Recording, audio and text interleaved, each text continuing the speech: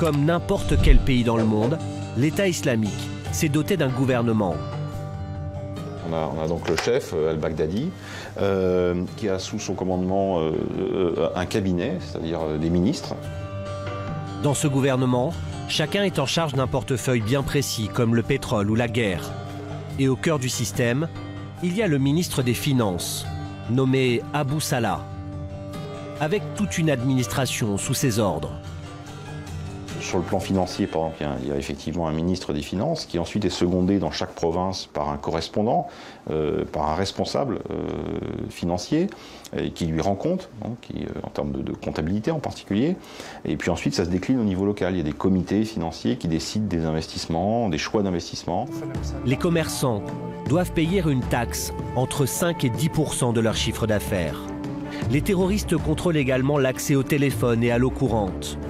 Comble du cynisme, comme Daesh n'arrive pas à maintenir en état le réseau électrique, pour avoir de la lumière, les habitants sont obligés d'acheter des groupes électrogènes.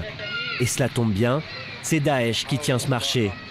On voit ici l'un de ces générateurs sur ces images exclusives qu'un habitant de Raqqa nous a envoyées. L'État islamique les vend 150 € et il vend également l'essence pour les faire fonctionner. C'est comme une mafia en fait. Oui, exactement. Un système d'extorsion généralisée. Une administration insatiable. Quand les djihadistes ont annexé la grande ville irakienne de Mossoul, ils en ont chassé le gouverneur légitime. Celui-ci a trouvé refuge à 100 km de là, hors de la zone occupée par Daesh. Atil al-Nujaifi n'est pas désœuvré pour autant. Aussi surprenant que cela puisse paraître, il continue chaque jour de signer des documents officiels et de transmettre des ordres à ses services à Mossoul.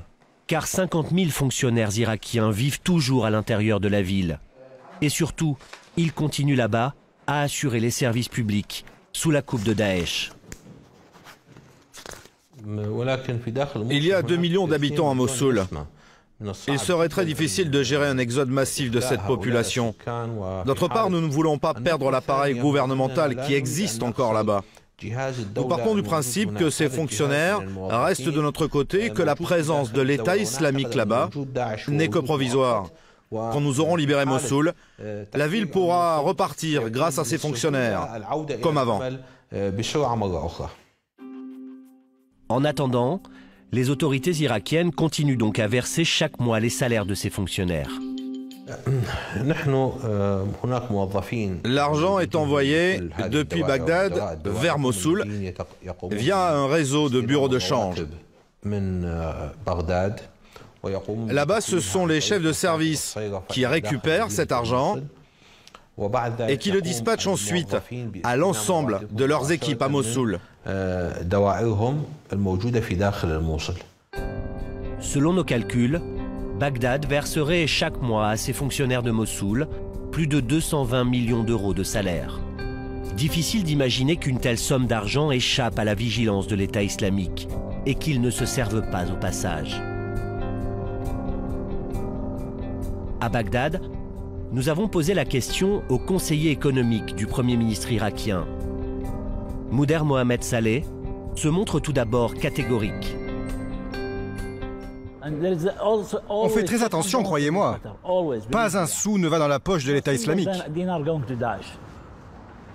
Comment vous faites pour éviter que Daesh ne se serve?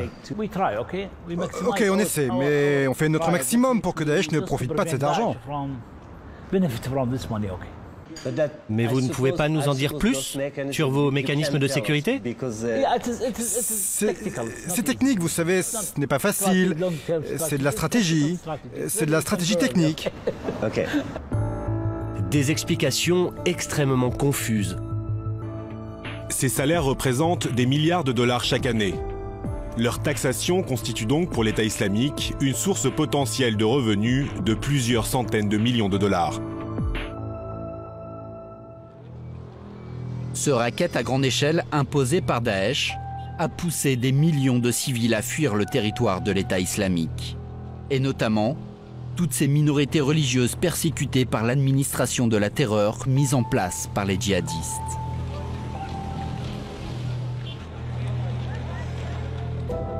à l'image des chrétiens d'Irak, qui ont trouvé refuge dans des camps à la lisière de la zone occupée par l'État islamique. Il y a encore quelque temps, ils représentaient 10% de la population du pays. Beaucoup vivaient dans la région de Mossoul, prise il y a tout juste un an par Daesh.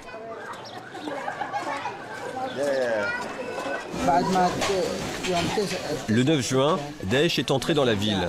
Nos voisins musulmans nous ont prévenus. Fuyez, ne restez pas à Mossoul, car il y a un danger pour vous. Les hommes de Daesh ont annoncé clairement à la mosquée qu'on avait le choix entre le paiement d'un impôt spécial, la conversion à l'islam ou la mort.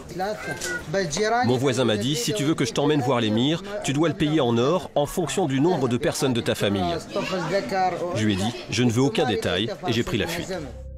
Ce choix proposé aux chrétiens a été officialisé dans un document dont nous avons trouvé copie sur Internet. Celui-ci, rédigé en arabe, est émis par le ministère de la Justice de Daesh. Son message est sans ambiguïté. Nous leur proposons 3 possibilités.